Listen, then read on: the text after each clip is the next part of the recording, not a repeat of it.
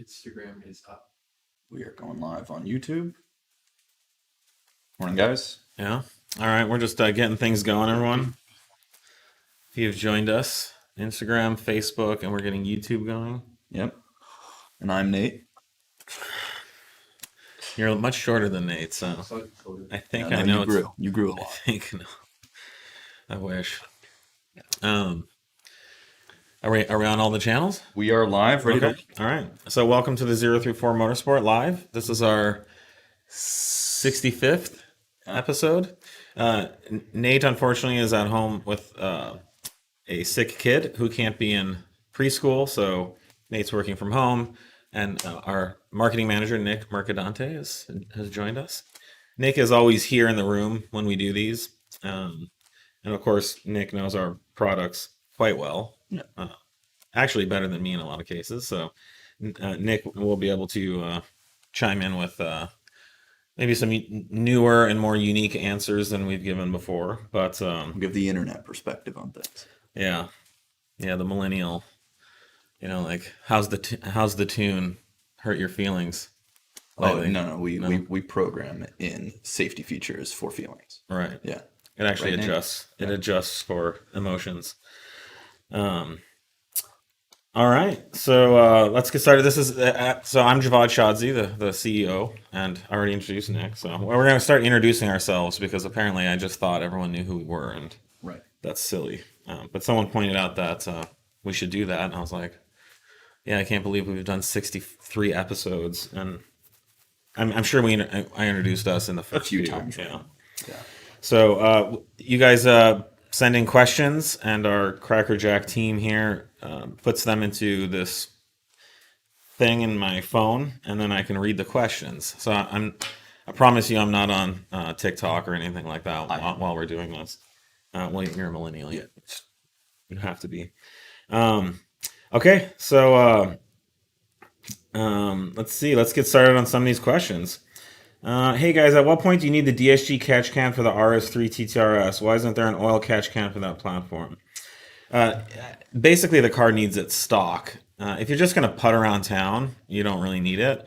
But if you're going to do any kind of launching or heavy cornering, it's definitely needed. We are working on an oil catch can.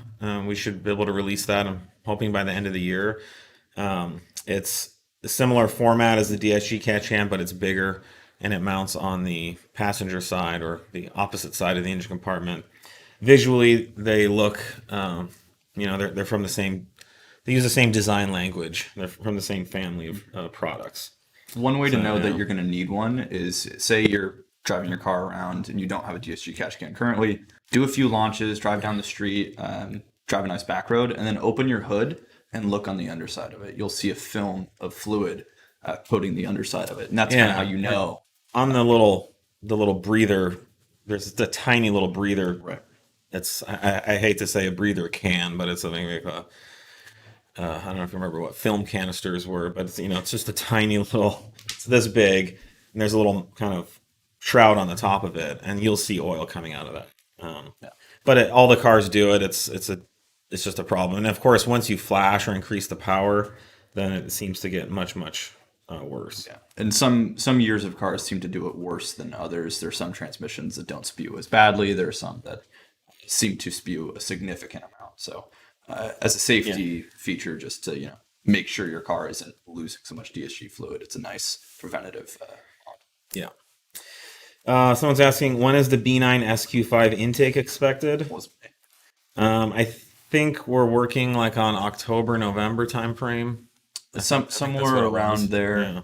The design's finalized. I've been testing it on my car for the last 4 or 5 months, and it's passed all of our tests here. So we've moved. It's in manufacturing. It's in production right now. So, but I do believe the last time we asked purchasing, they said like mid-October. So I think that's what we're working with. Hang in there. It'll be here before you know it. That's already almost September somehow. Let's see. B9.5 tuning. Yes, we are working on it. We do have crackles and pops and bangs. Maybe Nate.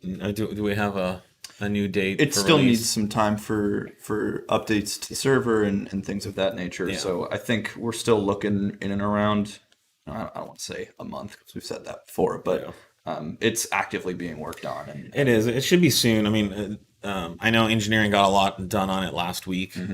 We brought in right now. Can you hear me? Yeah. Oh, is that what it is? Okay, cool. We brought in a local customer was kind enough to lend us their B9.5 S4, and so that car's been here for the past week. So that's obviously accelerated the engineering effort, and it is working. And so now it's going to be a matter of finalizing any engineering on it, and then moving it through kind of our production marketing process, which adds some time. So we're going to stop, I think, giving ETAs on that one in particular, just because we said a month and then we missed it badly because of some other stuff that came up. Someone was mentioning they'd like to see the rev limiter deleted in neutral for B9 and B9.5 tunes. That is something that's coming in an update quite soon. Stage 2 cars should already have it, and then Stage 1 will see that update soon. B9.5 will also see that. Hey, Sean, can you guys remove the questions we've already answered? Yes. Okay, so let's just see. Nate's chiming in. He said, the calibration work is sorted on the B9.5. Just a few more things to finish up, then waiting on the server to be updated. Yep. So, yeah, basically what I said. Thank you, Nate. Does 034 have an estimated timeline for turbo inlet on the B9 S5 3.0T? Yes. So for the B9, it's gotten a little complicated, and I'll just give you some insight as to what we're dealing with. So there's a number of options on the market that just are a replacement for stock, and that's kind of what we were working on initially, and we had a finished design. It flowed better than stock, not a lot better, but it was definitely better, and it was cool looking. And then we got into tuning, getting the tune release, and now we're looking at hybrids. And so then it was like, well, what's the point of having a stock-sized inlet if it's not going to work on a hybrid, which is going to be big. So we ended up trying to create one design that would work with stock and hybrid turbos.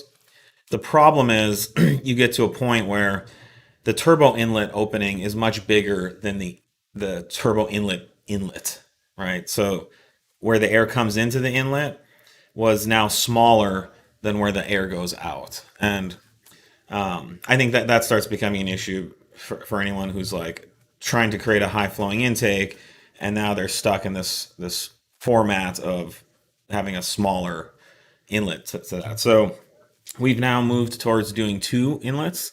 We will do one for just plain stock replacement, which would work with any of the current intakes on the market, the factory intake, any of our intakes. And certainly a good upgrade for stock turbo. Yeah, and a good upgrade for stock turbo if you're never planning on doing more than that.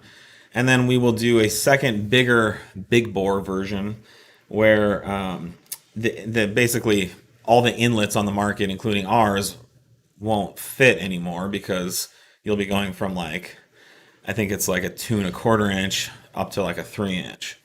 So what we will do at that point is for any of our B9 S4 intakes, we will create a big bore inlet connector for that as well. Similar to what we did with for SuperDuper on the B8s, Yeah. there will be a hose or coupler that works to adapt to that. This is more complexity and finagling and options than we would normally like to offer, but we haven't been able to think of a way around not doing it. At the end of the day, we could do one and compromise for both options. Yeah, it would be two compromise. Or we could do two and really make sure that we're optimizing for both setups, either stock turbo or hybrid or larger. Yeah. So you always have to choose a compromise. We're choosing the compromise of just having a lot of parts and extra web pages and more decisions for the consumer to make. And that's not ideal, but it's probably the best compromise that we can come up with. We're also working on B9 RS5 turbo inlets. This is a completely different format. It's twin turbo. And so there's either going to be two pipes going to each turbo or one big one that splits into two, which is what I believe we will end up doing. And then, of course, our intakes will need completely new adaptations as well, because The stock RS5 is like a tiny 2.5-inch connector that splits to each turbo, and that does look really restrictive. And I think there should be some really good power improvements on B9 RS5. But bottom line, we're late to market on these. There's some other companies that have already come out with stuff, but we don't want to rush this stuff. We want to test it, and I'm glad we waited on the B9 S4 inlet, just because now we're moving into this hybrid territory, and there's a lot more nuanced improvements we can make to the product. So these hybrid or these inlets are being designed for pure 750 and TT 710 hybrids at the moment. It's possible they'll be able to work with other hybrids as time goes on, but we are designing these with those in mind to maximize those performance options, along with the tuning that we provide for those. Right. All right. Let's see. I flashed my B9 for the first time after driving my B8.5 on your Tune Forever. I was surprised by the lack of features, even stock rev limiter. When can we expect more? What does more mean? So let's remember your B8.5 you owned with us being 5 years into the market and developing new features every single day for that platform. You can consider where you're at today with your B9 as the first day, as step one. Our development certainly is not finished. You're in the very beginning of the B9 tuning product life cycle, and you were at the end of the B8.5. So, there's more is coming. A lot more is coming. We will, I believe, we will eclipse even the type and the quality and number of features that the B8 had, just because we have more resources now than we've had, and the B9 being a turbo affords a lot more options and stuff too there. So. One thing to note, you'd mentioned, even stock rev limiter. On the stock turbo, we found that it wasn't helpful in the slightest to rev past 6,500. It chokes out so significantly and creates so much extra heat that you're not gaining any power by revving beyond that. As we deem it necessary for a hybrid turbo or other things in the future, that'll certainly get adjusted. The hybrid turbos will definitely get a rev limiter case. And I wouldn't say the rev limiter is a feature. It's not like we couldn't figure out how to raise the rev limiter. It's trivial. Maybe we should have just changed it by like 50 RPM just to say, but no, there's no need, and that it would actually be, the stock turbo starts losing a lot of flow and efficiency above 6,000 RPM. There's no reason to rev it any higher than that. And as we said, we adjust it in neutral so you can hit the limiter and show your friends all that you want. And that'll be coming for future files as well. But as far as driving goes, you don't need to rev to 7,000 on the street. Someone's asking, is there any improvement or need for B9 charger pipes, pre and post intercooler? I have a B9 SQ5 and I see some products for the S4, S5. We're looking into it. The factory pipes they're like plastic and kind of chintzy, so I think it's safe to say they probably won't be lasting forever.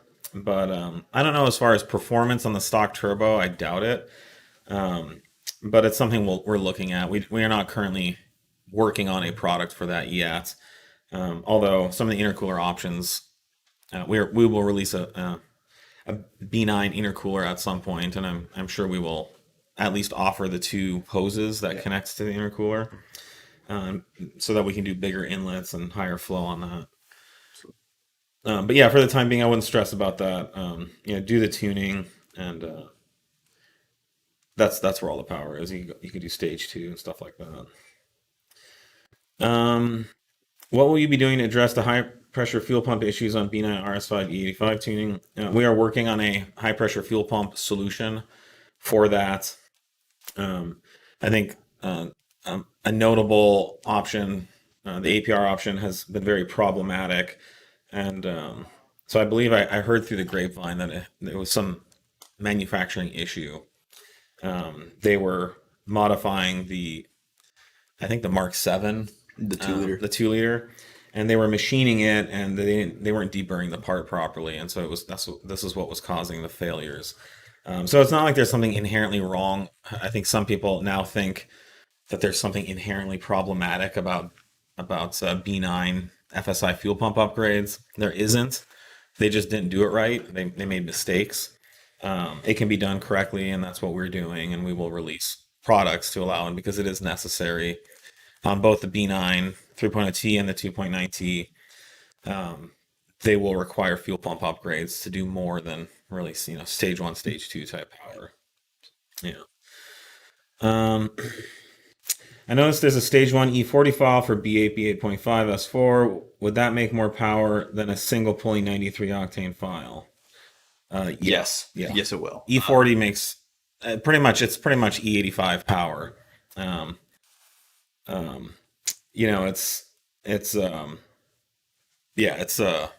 It's a lot more power. Yeah. It's high octane. Yeah, we're going to be testing this on our car here soon as well. We put it back to stock for some important testing, just for some carb related things.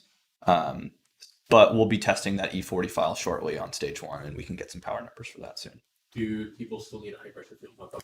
Yes, you need a high pressure. So Sean asked, do you need a high pressure fuel pump even for stage 1 E40? And the answer is yes. For any of the tune stages for B8 and B8.5 chassis, with the V6, you need a high pressure fuel pump upgrade. Now for the B8 2 liters, you do not for stage 1 and stage 2, nor for the B9s. Yeah. Mark 7 Tune Revision ETA, what does that consist of? We are working on it. Basically, different turbo options. So we are working on several EQT options. Let's see, port injector support, ethanol mix support. So some mix of E40 type mix, and then all the the advanced launch control type features as well. As far as ETA, we don't have one, although engineering was working all week on it last week, and they made some really good progress. Yeah, everything is currently in development at this moment in time. So hopefully some more things near the later part of this year. B9 RS5 Tuning ETA. We are working on it. It's going to be at least a month or two out. Part of it is the calibration, and part of it is updating our server to flash. Those ECUs, which there's these small differences between all the ECUs. So, I mean, just because B9 3.0T S4 S5, just because you can flash that doesn't mean you can flash an RS5. So there's these small differences. There's some similarities shared with the ECU flashing protocols between the B9.5 S4 S5 and the RS5 B9. So as we start to get that available for B9.5, RS5 stuff will come forward. Yeah. Oh, and then on Mark 7 tuning, we will also be supporting KO4 on the GTI. IS38. IS38. I always say that. Yeah. Someone asked follow up on that. The new Garret series bolt-on turbochargers. As everyone else is, we're interested in seeing how those perform, and we'll certainly evaluate them if there's demand for it. Yeah, we'll see. I mean, I saw a bunch of people jumped on the bandwagon, and I don't even think most of them have even seen the turbos yet, but they're already advertising that they'll support it. Yeah. But yeah, we'll take a look at it. Would have been great if they came out like 4 years ago, but for the time being, there's like companies like EQT have some really good options. I don't even know what the price of these Garret turbos is going to be. So the cheapest one seems to be a good alternative. It's like $1,400, and that's comes with a wastegate on it. So that's not bad. Yeah. Are there any B9 S4 limitations, chassis, engine, etc., that are not yet solved out in the market? Do you have any comments in regards to the various thermostat failures? Well, so as the development goes on, we're going to continue to find more failure points. Not a lot of these cars are old enough to see some stock parts failing, but based off of other platforms, we're evaluating the ability to do lower control arms, upgraded motor mounts, and chassis mounts, things like that. Well, we have lower control arms coming. Yeah. We actually have prototype samples on the way. I mean, overall, it's a good platform. It's not problematic. I think the thermostat failures happen. They're pretty rare. I mean, it's not like super common. On this platform, it's becoming more of a regular. Yeah, with age and mileage. But I mean, those parts just need to be changed every so often. Right. I wouldn't say it's like a real Achilles heel problem. Like IS38s and IS20s blowing up. Their shafts failing and so on every single car. So yeah, I mean, B6s had thermostat issues. B8s did. We got stranded once in Nate's car from a thermostat breaking. Yeah. From an architecture perspective, the chassis is very similar to B8, so we can expect some of the similar chassis components as time goes on to be worth replacing. definitely there's parts that are going to wear out, Yeah. and that's a slightly separate issue. But I wouldn't say there's any of these things are limitations, and they're just opportunities or things that need to be addressed. There's certainly plenty of opportunities to improve the performance. B8 ZF8 tune, how's that coming along? This person says they're excited but impatient. Well, that's a bad combination, unfortunately. No, we appreciate the excitement and the patience. We don't have a solid ETA yet. We are working on it. We're having to work on that with all the other things that even in this this session has been asked about. So it's coming along, but for now, I would say if you don't have it yet, jump on it. It's $250. It's on sale. Yep. It will eventually be like $500. And when we release the final version, you'll get it for free if you've already bought it. So I would get it now. It's the feedback on what we have now is good. It's definitely a lot better than stock. It's just not the final thing. So, Nate says, ultimately, the final ZF8 version, the changes will be pretty minor, but there's going to be some optimization and shift speed and firmness, and some tweaks at the peak rev shifts at full load. But again, it's beta, but we wouldn't sell it like this if it wasn't pretty ready for prime time. So anything that will get improved, like Nate says, are pretty minor changes. So I would definitely get it now if you don't have it. It's an amazing price, and then you'll continue to get the improvements in the future. Yep. Does the B8 Beta ZF8 TCU tune make any changes in the transmission in drive mode? Nate says yes. There are some changes in shift, firmness, and peak. Okay, so that's that. Yeah. Yep.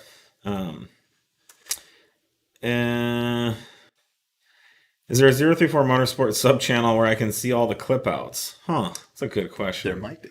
So we have launched a new YouTube channel. Nick, would you like to talk about that? Yeah. So I almost called you Nate, by the way. I can be Nate. To better organize a lot of the clip outs that we do from live streams every week, which if you guys don't already know, every week after a live stream, we go through and clip out individual questions that got a fair bit of interest or engagement with, and we upload them onto YouTube. We've now created a new sub channel called 034 Motorsport Uncut, where we're going to be having categories to be able to view pretty much every single topic we talk about here, but in an organized fashion. So you can say, I want to know what to talk about for B8A5, and go to that playlist and see all of our conversations, discussions for that car, B9S4, B8S5, things like that, to help you guys find the information you're looking for faster. Yeah. So we have that live now. There are a few videos on it already, and we're continuing to add more every day. And we'll have all of our previous videos. We are. We're going to upload the previous stuff. Good. Absolutely. It's like 280 videos, and YouTube caps you at 6 a day. So it'll take. Seriously? Yeah. It'll take a little bit to get them. Well, full disclosure, there are some cuts in these videos. There might be a cut or two. There are some edits and cuts, but that's for your viewing pleasure. Yes. Maybe some people think it has something to do with circumcision. So, the cover photo picked it that. Well, it's not cut, but it's not. It's not cut. Yeah, it's not. Okay, that's the critical thing. It's interesting. I didn't pick that up. I'll have to look at that. Yeah. So and it's we want to keep our main 034 YouTube for more broad content about the company, and all these clip outs were kind of cluttering up. Right. We're deeper dives into products and technology. So last week, we had the tuner talk, meet your tuner. Yeah. That's the kind of thing we want to make sure it doesn't get crowded with conversations of spark plugs and things like that. Yeah. Any events coming up for 034 Motorsport? Would love to attend another event. So we are doing the Euro. We'll be at Big SoCal Euro, October Euro. 3rd with a pretty good October 3rd space. Come to that. We're going to try to go to SEMA. It's a little up in the air right now. They say they're having it, but all events with the new Delta COVID surge, Las Vegas has started. They now have a mask mandate. Who knows what else they'll do. And then if there's no international travel, which I doubt there will be in 2 months, like over half the show won't even be there in attendance. So And then we are. I wanted to try to have like a fall fest, but we now have a mask mandate in Alameda County where we're at, and the numbers have started to kind of taper, like plateau, but who knows?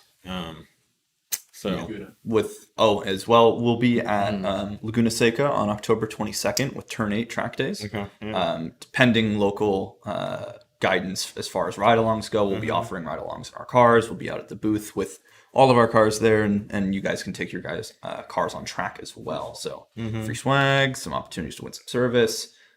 So coming and seeing us that day would be a fun time for you guys to see kind of what we do with the cars on track. Yep. Can we run 100 octane with stage 1 or 2 93 octane tune on B9 3.0 T? Yes, absolutely. You can, yeah. It's so like we talk about, there are tunes out there that for whatever reason the calibrator couldn't properly program the maps, and so they continue to rely on the NOx sensing safety functionality within the ECU to pull timing back to supposedly a safer level. Our tunes don't do that. We go and we remap the ignition timing maps so that the amount of correction that the ECU would do is minimal, or simply to account for varying fuel qualities, varying octane levels, varying external conditions that would make the engine more sensitive to detonation. But in regular normal conditions, there should be very, very little correction. But if you put in a higher octane than what the tune is designed for, then you can pretty much get some amount that the ECU will no longer have to correct ever, because the octane is so high that there's no detonation to correct for. So that could be 1 or 2 degrees here and there, and you'll definitely gain that.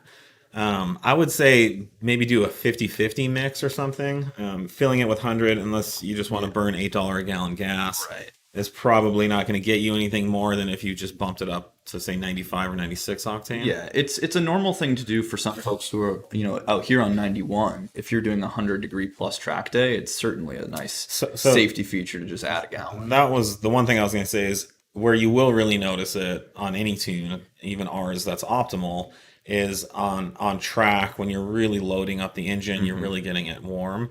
Then the extra octane will help. And I've noticed when I go to the track, I'll do like half a tank of 100, and you feel it. The car feels stronger, it feels smoother, and it's because that higher octane fuel is able to deal with the additional heat, and so the ECU won't have to pull things back as much. So yeah, I mean, you're definitely going to pay a price. Now you don't have to do it. You can do, if you want to put on our 91 or 93 octane tune and do full sessions on 91 or 93, you're going to be perfectly fine. Yeah, it'll be completely safe. It's just as heat continues to build, there is more potential for knock, especially in a knock heavy fuel like 91. Yeah. So no, it's a good idea, and you can play with it. You can do it. If you don't notice it, then don't stop doing it. But I believe you'll notice. It's just the motor will just feel stronger and smoother and just more happy. It won't necessarily give you like another 50 horsepower or anything like that. Yeah. What's your next big product for the B8.5 now that the SuperDuper Charger is out? Will your main focus be internals? Yeah, so we are working aggressively on some engine-related products that can address some of the inherent issues with the motor's strength and flow. We are currently pretty far into a design process to bring rods to the market. Yep. We're looking into pistons. I don't really think pistons are needed. I mean, I don't know how many people are going to try to make 1,000 horsepower in one of these motors, but if you want to go from 500 to 550 to kind of 650 range, I think the stock pistons are fine as long as you have good tuning. And the bulk of the failures currently aren't due to too much power. It's lack of maintenance on various components. Yeah. These stock superchargers are kind of at the limit.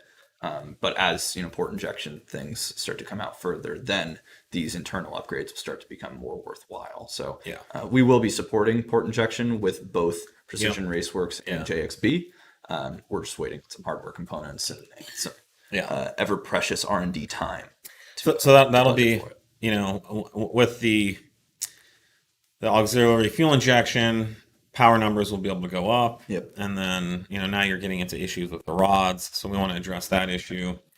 And we are working on some additional options to allow the engine to flow more air internally. So that's something we're working on. I don't want to say too much about that yet and tip off all our competitors. But yeah, so yeah, we're not done with 3.2 by a long shot. There's still a lot more exciting stuff. I think about half of our business, maybe 40%, I believe last time I looked, but up to half is B8 3.0T. So it's still a very important part of what we do. We are also doing B9. We were able to focus and continue to expand our focus thanks to growing internally. So we have a lot more engineering resources. And then things like, you know, B5, B6, B7, those are falling off and tapering off every year. So I don't believe we'll probably ever release another B5. Certainly not an engine performance product. Unless there's a significant demand for it. Unless somebody really wants something and it makes sense. Rear main seal? Yeah, I guess we'll release a rear main seal. Yeah. But in general, you know, our focus on those is diminished by 95% from where it was 5 years ago. So we are able to do B8, B9, and then Mark 7 is still a big focus, and then Mark 8 and some of the new, you know, the new 5-cylinder, the DWNA, you know, motor that will be a focus as well. So yeah. And all these upgrades we've talked about for the B8 will likely begin to allow full ethanol as time goes on, mainly the port injection kits. What do you guys think about making a catch can for the B9 when that drains back into the oil system? Good idea. We are very far in development on a B9 3.0T catch can that will fit S4, S5. I don't know about SQ5 and stuff. The bracket's going to be a little different. We'll have to do adaptation. There was a little controversy around whether or not this is necessary or not. In our testing, we found there to be a worthwhile amount of blowby, even on a stage 1 car, to make this product worth doing. It certainly isn't, you know, you're not going to go out in a 20-minute track session and lose a quart of oil. And it's not nearly as bad as the MQB cars where you go into a braking zone and get a puff of smoke. No, but these cars we're talking kind of stock power. You know? Right. So once you start increasing the power and the performance of the car, then it becomes more necessary. Absolutely. So we've seen evidence of oil coming out of the crankcase even at stock power, so that will be accelerated with even more power, and it will drain back into the oil system. That's kind of for us.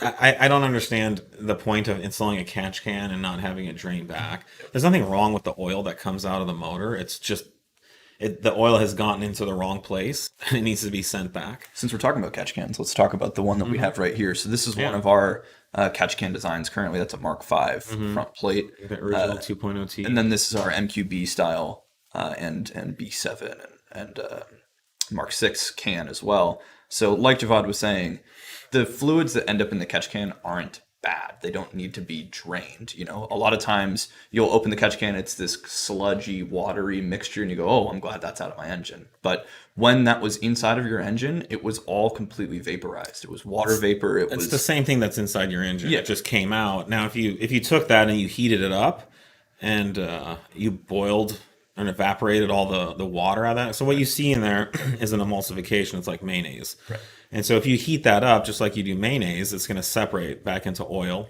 and whatever water is going to boil off. Right. And that water vapor would just exit through the normal PCV system.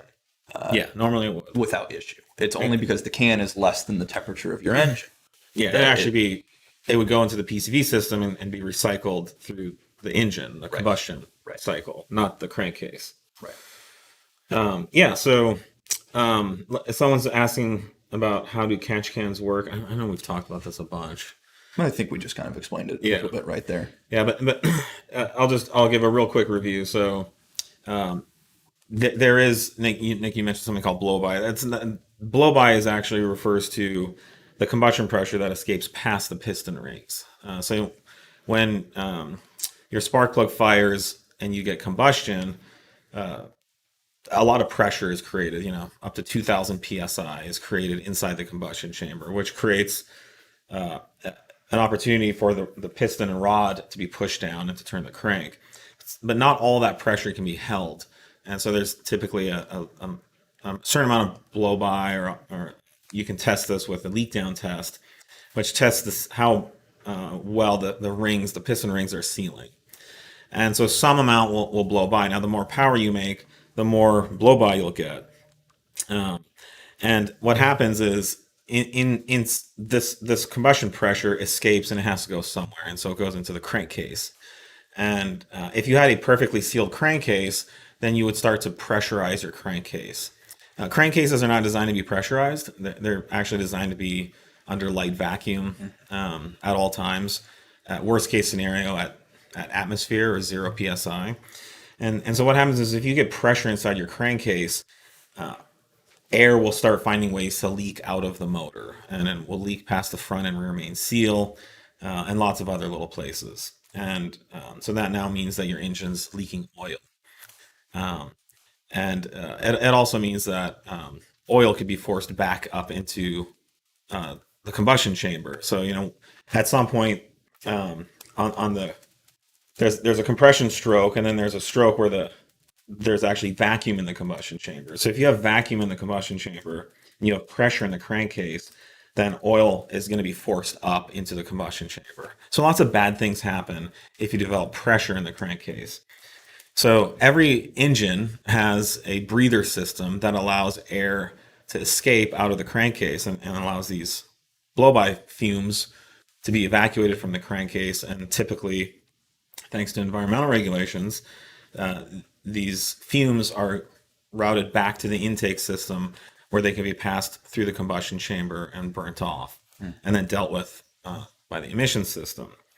The issue becomes that when you start increasing the power and the amount of blow-by, this factory breather systems are not designed to deal with the additional flow that comes from that.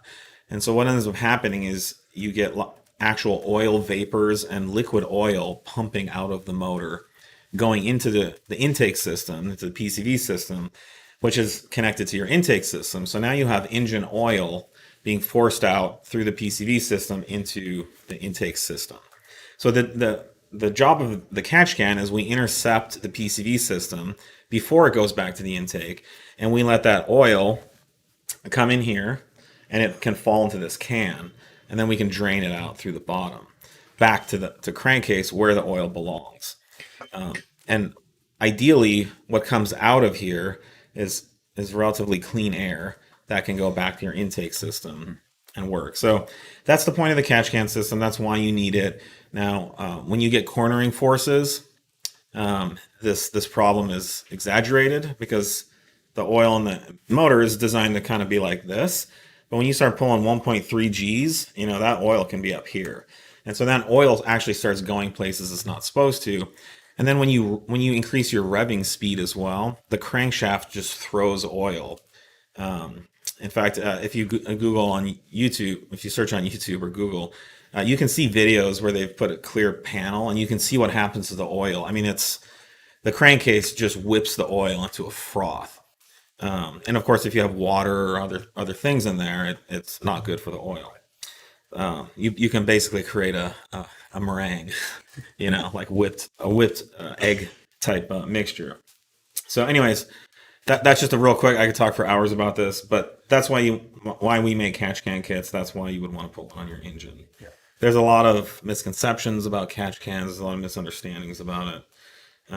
No, they don't prevent carbon buildup. Not really. I mean, unless you have a lot of oil going, but the carbon buildup issue is not because of oil.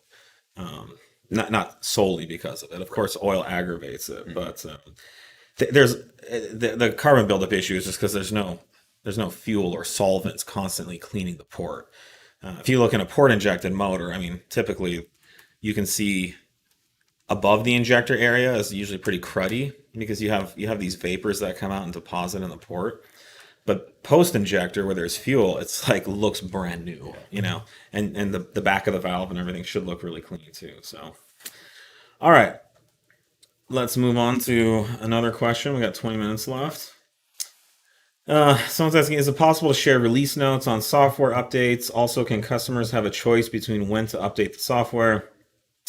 Nate just mentioned, we generally will update all the files on the server to the latest version as they are developed. Leaving up multiple versions equates to mass confusion and hysteria. So let's for a second explain why we would put an update on the server. First off, we do send emails when there are updates added that are substantive enough that are worth an update. You know, if there's a change that we do on the file that is pertinent to require a reflash, we send an email to anyone that is related to. But they can vary between box codes and between cars themselves. So I know recently we sent an email out for a couple of box codes on B9.5 cars as a new file, did some bug fixes and things like that. But we do provide a change log of anything that we do change in those updates and files. If we're adding an updated file to your portal, it's probably because we feel it's better than the one that you're currently running, and we recommend that you run it. So whether or not, you ask if you can choose to upgrade it or not, or update, we would generally recommend that you do update, unless the update is purely, a opinion-based thing. Maybe it's crackles or something like that. That's one reason you could decide not to. But 9 times out of 10, an update that we put on the server is going to be adding more refinement, increasing potential power, or adding features that make your usage of the car better overall. So I don't see why you wouldn't. I mean, it's similar to any other electronic thing. Like, I don't know if you can.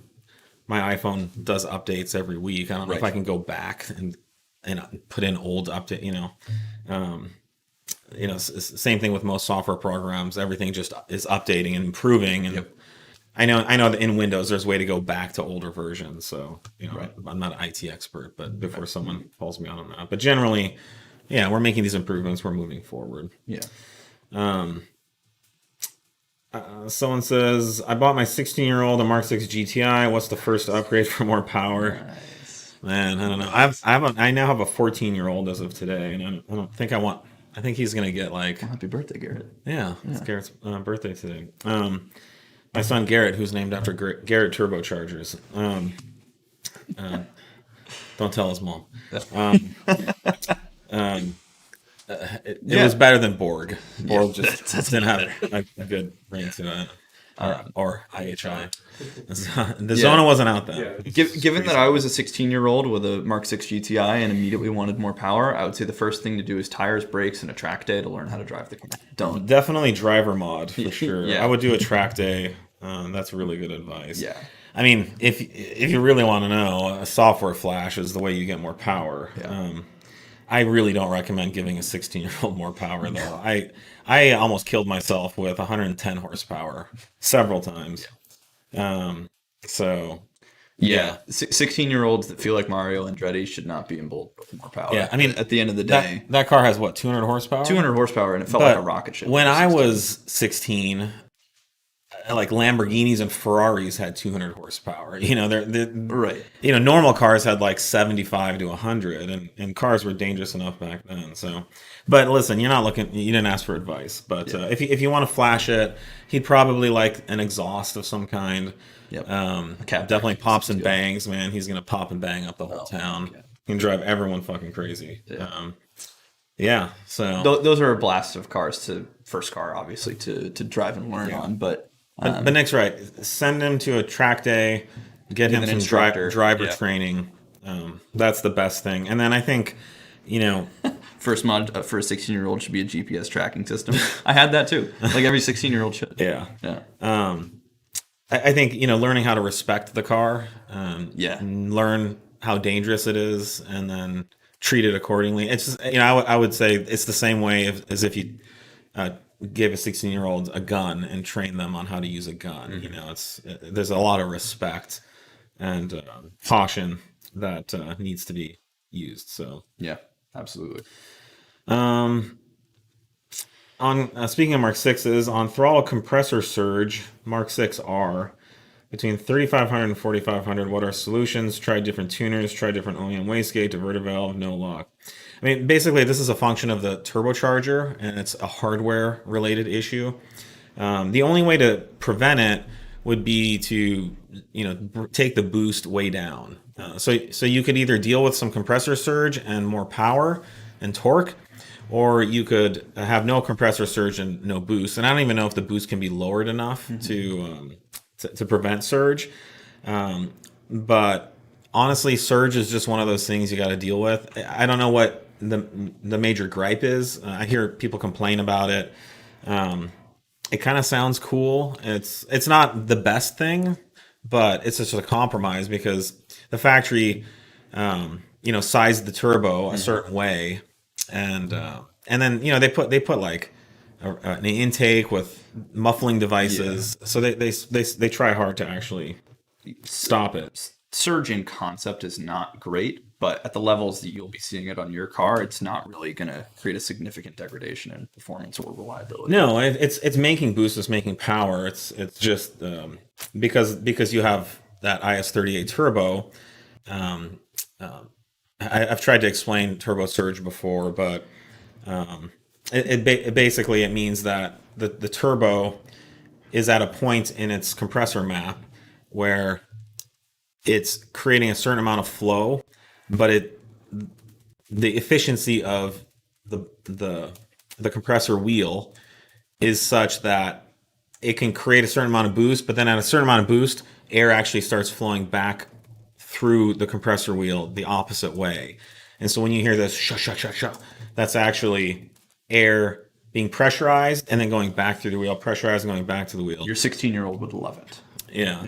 The issue is that the compressor wheel just doesn't have enough energy and inertia at that point in its flow map so imagine you're like pushing a boulder up a hill and it gets so steep that you can push it and then you fall back a little bit. You can push it and you fall back a little, or maybe there's not enough grip. And so you can get a few steps forward, but you can generate enough momentum to move forward a little bit, but you move back. At some point, when you generate enough momentum, you can keep it going, and that's what happens.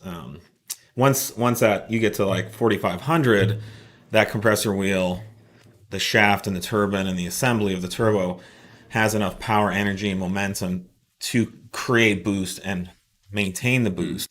But there's this area, and you can see it on the compressor map. There's a line on the left side of the compressor map. And so if your flow and pressure go on the left side of that line, that's surge.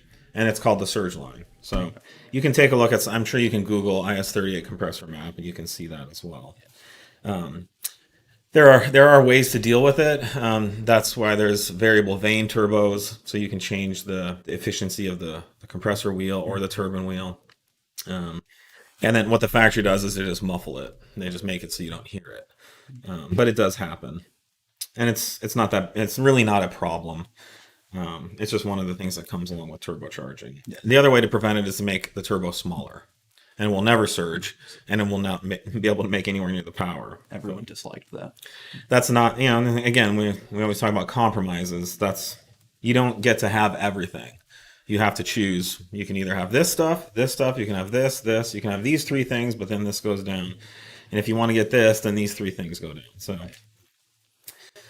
Updates on DAZA Surge Tank. The teaser shots give me a hard on, and I want one in my car ASAP. Well, in that case, maybe we should just keep putting out teasers. This isn't TikTok. Well, that's very complimentary. I'll let engineering know how arousing the catch can is. Instagram's analytics are not going to know what to do with it.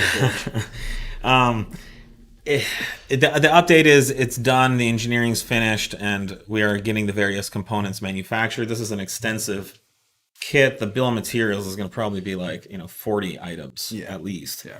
There's the can itself, there's the pump, the assembly, the controller, the wiring harnesses to make it all plug and play, all the fuel lines that are going to be finished and terminated. We did these really beautiful stainless steel banjo lines because it's kind of tight coming down and through past the intake. And so instead of trying to shove, some big 6-6 and -8 AN hoses through there, we did everything in stainless steel hard line. So it'll be the best quality you can get. I'm hoping we can get it out to market by the end of the year or sooner. Yes, the Surge Tank will work with with all the intakes that we've test fitted, and that's precisely why we did the stainless lines, Right. is to ensure that there's plenty of room through there. Yeah. Someone asked if we were releasing a kit for the surge tank on the B8.5 S4. We've evaluated kits for pretty much every major platform. However, a full kit versus a universal drop-in system has a significant cost difference. So the full kit with all the perfectly bent banjo lines, the perfect it just takes plug-and-play harnesses, that adds cost and time. Yeah. Whereas a universal kit that gives you the pump, the controller, and some line to custom fit yourself can be a lot easier to drop in and faster. So we'll release the universal kit, and if any of our dealers are watching, if I was a dealer, I would jump on this opportunity to develop an install kit for our catch can. That's maybe something someone can do sooner than later. Right. But the universal kit won't be that complicated. The one customer we sent it to, he whipped something up in like an evening. Yeah. And he went around a world record run. So. On some of the cars, it's a little more complex to set up. Certainly, the RS3 is lacking space, so developing a drop-in kit was really important for that platform. But for B8.5 S4 and C7 S6, there's an opportunity to make a lower cost and easy to drop in universal kit. Yeah. B8 S4 front sway bar ETA. I'm not sure. It's somewhere in development. Yeah. I don't think it's real soon. The car doesn't need it. We've been selling just our rear sway bar kit for years. It's one of the most popular upgrades on the market. We should specify it doesn't need it for the most uses that we've designed for handling and performance. Yeah. It will reduce body roll by getting the front sway bar for sure. Right. Any developments for 1.4 TSI? Not really. I mean, we've looked into it a number of times, and we can't do everything. Yeah, we've cross-fit some products and made sure that they fit. The new website update that'll get reflected. Yeah, we do have cross-referencing products. Yeah. And then someone asked for the 1.8 TSI, 1.8, like an all track and same thing. Golf, similar. Yeah. I don't. Again, we're just so the meat of the market's 2.0 T. So, how much torque can the DL501 clutches take till they need an upgrade? I was going to say the same thing, but Nate says Nate hasn't seen that yet. Record holding cars are all on stock clutches. So I talk about this a lot. The reason aftermarket clutches came to be is because for a long time nobody knew how to tune the DSG properly. So they weren't able to increase the clamping force in the tuning. And so there was sort of this brute force effort to increase the coefficient of friction for the clutches, which inevitably allowed some more power to be held. Maybe it was slipping at 400 and those allowed it to go to 450, but we sold a bunch of those at the time because everyone thought they needed it, and the slipping was still there, and so we ended up discontinuing those, and we just about 5 years ago chose to figure out how to actually tune the DSG. And the DSG is a marvel because it's literally an active clutch. You can program it to do whatever you want. Unlike a manual transmission where you have a spring diaphragm that you literally have to pull the clutch out, put a stiffer spring diaphragm in order to get more clamping force. The DSG, once you can program it, you just increase the clamping pressure of the DSG system. And so we haven't seen it. The stock clutches are great. They last forever. Most of them are bathed in a fluid solution so they don't overheat. I don't think we don't even sell them. When people ask about it all the time, we say you don't need it. The clutch upgrade we sell is our transmission tune. Yeah, and it solves any issue you might have. No, it's amazing. Any thoughts on the new 8Y RS3? I'm super excited about it. It's obviously a badass car. Yeah. And when I was in Monterey Car Week, I had the pleasure of meeting the product manager for Audi USA, and he and his team are responsible for bringing the RS6 to the US, and they are bringing the RS3 as well. And he told me that this is the last internal combustion RS engine probably to ever come to the US. Yeah. So I anticipate people will buy it and appreciate it. It looks like a platform. It looks like not too much has changed on the motor, but we'll have to see. And then, the rear diff is exciting. Yeah. Looks like really cool tech there as well. And then I love the body and the muscular fenders and hips on the car. So no, it's cool. I'm glad that that's coming. But yeah, I think I imagine DAZAs and this new D and DWNA, they're going to be popular for years to come because everything's going to be electric moving forward. The concept of this rear diff on a small chassis car like the RS3 is going to be very exciting. A big step for Volkswagen. Let's see. Any recent or future updates to B9.5 dual pulley file? Likely. I don't know what specifically right now. We'll never let a file age out too much. Just edit what's necessary. Yeah. I'm looking to get a supercharger ported and have it ported with larger throttle body. Will 034 SuperDuper 84mm throttle body kit work on a C7A6 3.0T plug and play? Nate says it requires software for the throttle adapter harness being used. Cannot plug straight into the stock throttle body software. Yeah. And the kit that we have on the market is for the B8 and B8.5 S4 and S5. We still need to confirm the adapter noodle fitment for C7 A6 and SQ5. It might require a new cast adapter, but we don't have that confirmation just yet. But as far as the tuning goes, it would be the same SuperDuper tuning that you would find for the S4 and S5. Will B9 drag racing contingency be a thing similar to B8? Yes. Yeah. Yes, it will be. Nate says the adapter should bolt right up. So I'm going back to the previous question. Yeah. Well, it'll just be a different silicone hose, obviously. Yeah. But yeah, we planned on doing a B9 contingency once we had a few more files and features available. Yeah. We're not going to set you guys out to achieve something that's impossible. I think drag racing season is coming up. It's typically in the winter for a lot of the country. Some of the countries it's snowing and stuff, but in the west and the south and the southeast, it's the best time to drag race because temps are cooler, the DAs drop. So, someone's asking, B8 S5 owner here, do you guys recommend high flow cats or just test pipes? Which ones? I strongly recommend high flow cats because you can get similar to test pipe performance without as much of the pollution. As far as recommendations, we don't recommend anything. I know there are some options out there. Yeah. I've said JHM sells them. You can look at theirs. The thing with this platform specifically for the supercharged 3.0s is unlike other platforms where you can just put in a high flow cat and it's good for 7 or 10 years.